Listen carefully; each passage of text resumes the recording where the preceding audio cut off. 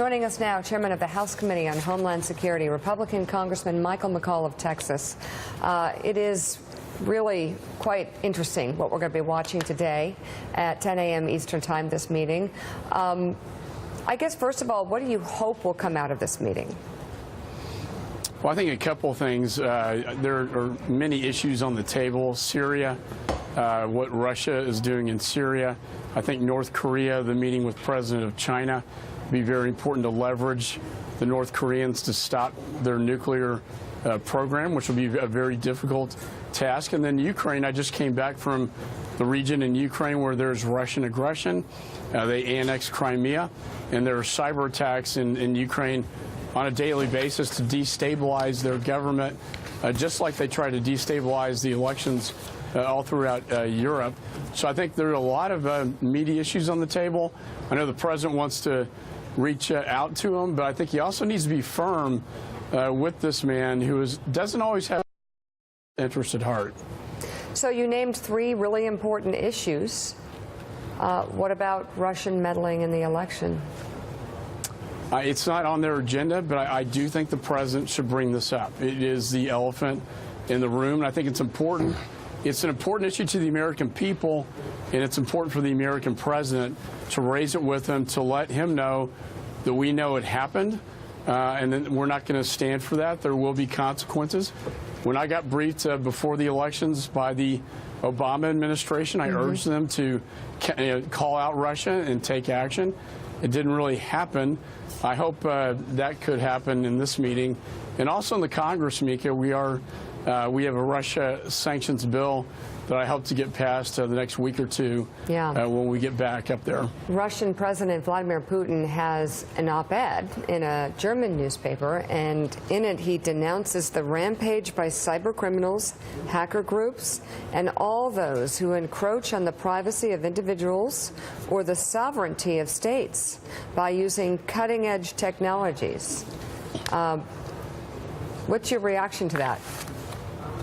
A bit of hypocrisy. Yeah. I see Russia, and of course China's involved in this as well, but Russia is one of the major offenders of sovereignty of nations, both in this campaign disinformation warfare they have in elections, to cyber warfare, to, they literally shut down the government in Ukraine last month. They shut down Estonia. They're continuing to sort of display their capabilities both in stealing intellectual property, espionage, and cyber warfare.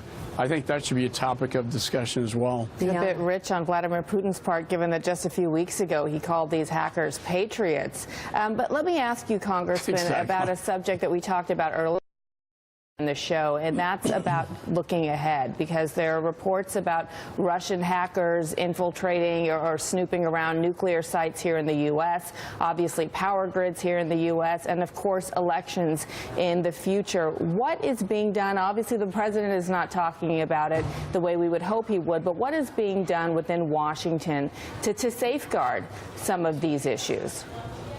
Well, both the military and the Department of Homeland Security have a role, primarily DHS in the private sector, but with something like a nuclear power plant. I read the article as well. We've been briefed on this threat. It's very disturbing, but I think, Mika, it demonstrates how aggressive Russia has become now, not only in Eastern Europe, but now in the United States, trying to not only meddle in our elections, but also nuclear facilities. And then finally, there's a report that 150 new Russian spies may have been dispatched to the United States. So if we don't stand up to this and say, there are consequences to this, it's going to continue. And I didn't see with President Obama. I'm hopeful that this president will begin to raise the issue.